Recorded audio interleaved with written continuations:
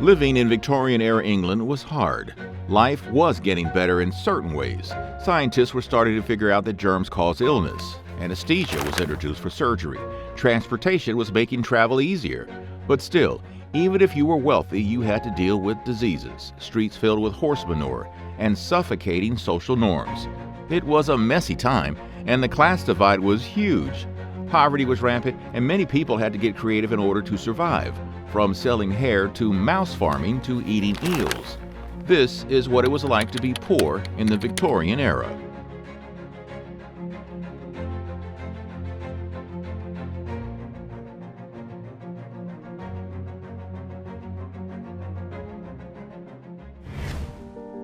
Selling hair. Imagine walking through a bustling market in a Victorian city. There are vendors selling food, selling clothes, selling whatever they sold in markets back then. And then there are those who specialize in buying human hair. Women, often poor women, can be seen having their hair assessed by some of these buyers. Now, in some cases, the hair cutting happens right there in the open. Bidders gather around to make offers for the locks. It's an auction. Maybe they would bid a silk handkerchief, or maybe a pair of nice shoes, or just yet out a cash amount. Then the vendors take some scissors and then snip, snip. Hairstyles during the Victorian era among elite women reached a peak. I don't know, what would you call that? The hairiness period? It wasn't really anything new. The trend of massive, elaborate wigs started in France in the 1600s, and that trend continued into the 1800s. Women wore their hair long, really long, but it was kind of scandalous to just let it hang down, so they usually did it up in all types of elaborate updos. They also often wore hats that were so big they needed extra hair, called rats, to pad around the edges. For both fashion trends, more hair was needed. This hair usually came from poor women who needed to make a buck. Some women who wanted to keep their hair but also wanted to make some money selling it started using a technique called thinning. They'd sell a small section of their hair instead of all of it at once, usually cut from an inconspicuous part at the back of the head. The practice of thinning the hair was a common one among girls working in factories in Britain. Ratty Business. If you weren't born into money during the Victorian era, making a decent living was pretty tough, especially if you lived in cities. Since the 1500s, people had gradually been moving from the countryside and transitioning from farms that provided most of what they needed to getting packed into dirty cities where they relied on factory work, or sometimes selling or exterminating rats and mice. The move into the cities really started when Henry VII kicked off a trend known as enclosure. Peasants working on farms no longer had access to common lands, places that were open to everyone, where they could keep animals or forage for food. Working a farm became unattainable for many, and as industrialization hit full steam in the late 1700s, tons of people started flocking to rapidly developing urban centers. Infrastructure wasn't keeping up with all the people moving in, and it was dirty, filthy actually. With manure and trash on the streets, rats and mice came to dominate these cities. They carried diseases, and they could bite. They just weren't a nice thing to deal with. But where there's a problem, there's an opportunity to fix it. Many people in London and other areas became rat exterminators. One of the most famous rat catchers was a guy named Jack Black. No, not him, though I could somehow imagine this Jack Black also catching a rat or two. But I'm talking about this guy. Like all rat catchers in the Victorian era, Jack Black came from poverty, but unlike a lot of them, Jack Black managed to rise to become somewhat of a celebrity. Black even claimed to be Queen Victoria's personal rat catcher, and that looks pretty good on a resume. He wore a sash with Queen Victoria's initials VR for Victoria Regina emblazoned across it, which he said the Queen personally gave him. Now, some historians doubt the claim, saying that his wife really sewed it for him. It was good marketing, though. Jack Black's rat-catching business took off. Jack Black had metal rat silhouettes attached to the sash, by the way, which he might have made by melting down his wife's cooking pots. Black was a prolific rat catcher for sure, but he also helped kick off a phenomenon called fancy rats. He didn't kill all the rats he caught. Some of the choicest ones he kept, bred and then sold. People started buying them as pets and having them invest in show competitions. It was like a whole thing. The Penny Dreadfuls. You know, when life is dreadful, it helps to have a bit of an escape. Reading a bit of fantasy or fiction could help. The unfortunate thing was the works of Charles Dickens and other Victorian-era writers were too expensive for those without much income. But luckily, these people had what they called penny dreadfuls, cheap, short, serialized stories that came out weekly. They were a hit with the lower classes.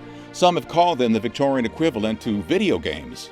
Increased literacy rates and advances in printing made churning out these cheap little booklets easier and more lucrative than ever.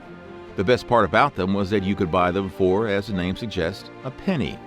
Penny dreadfuls contained sensational, often violent stories that contrasted sharply with the prim and proper upper-class notions of the time. There were abductions, there were robberies, revolutions, poisonings, shady back alley dealings, all the good, juicy, weird drama we know and love today. By the 1870s, there were over 100 publishers churning out penny dreadfuls. They lined newsstands across Britain. They gave us Sweeney Todd, the murderer's barber of Fleet Street, and Varney the Vampire, a predecessor to Bram Stoker's novel Dracula. Penny dreadfuls were often read aloud in taverns, or at home with the family, or in the workplace. They created a kind of communal experience among the working class, kind of like a shared narrative in the lives of people who needed a break from the grime and grind of city life. Sound familiar? Netflix and chill, anyone? The Match Girl Strike of 1888.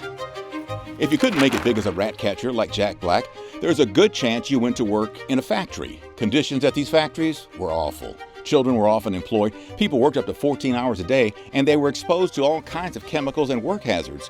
One of the worst chemicals they were exposed to was phosphorus, a key component for matches. Modern matches were invented in the 1830s and the market for them took off. By the 1850s, the British were using 250 million matches each day. In 1843, two Quakers, William Bryant and Frances May, got in on the action, and they founded the Bryant and May Match Company. By 1860, they were producing about 30 million boxes a year and had opened up a factory in East London.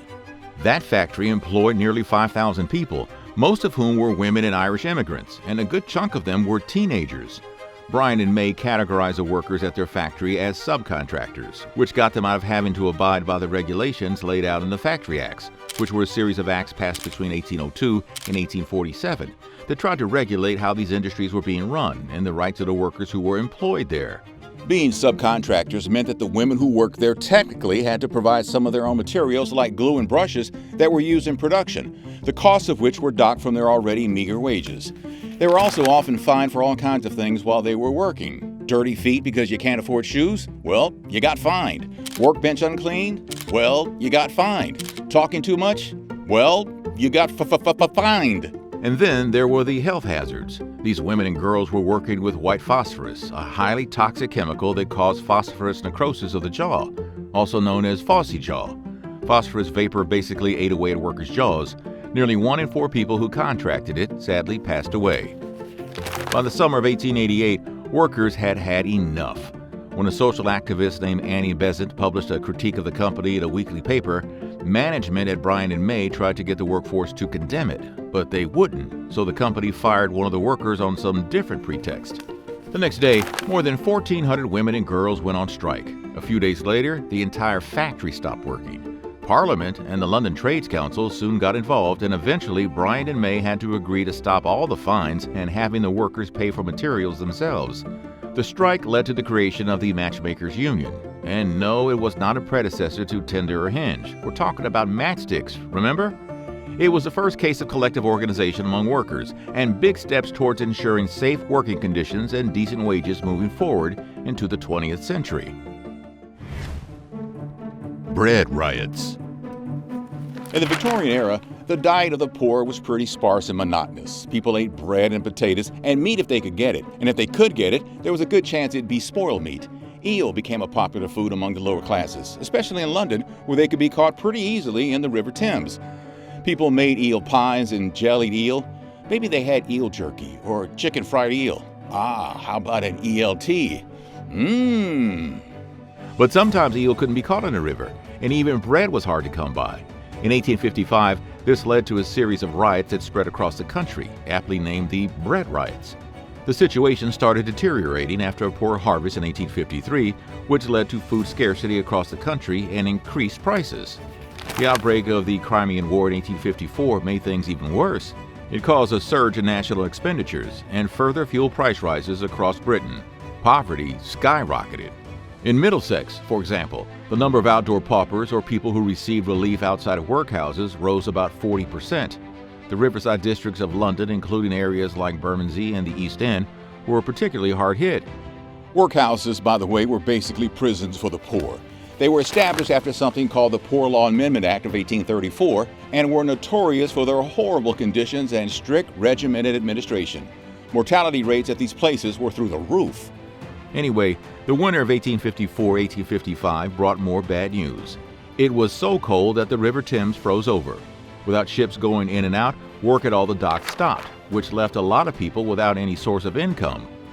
Around 50,000 men suddenly found themselves unemployed and relying on relief that was provided by parishes and unions. The crisis reached a boiling point in early February of 1855 when the St. George in the East workhouse ran out of bread. Though efforts were made by police magistrates to supply the destitute with food, the overwhelming number of applicants made it impossible to distribute aid in any effective way.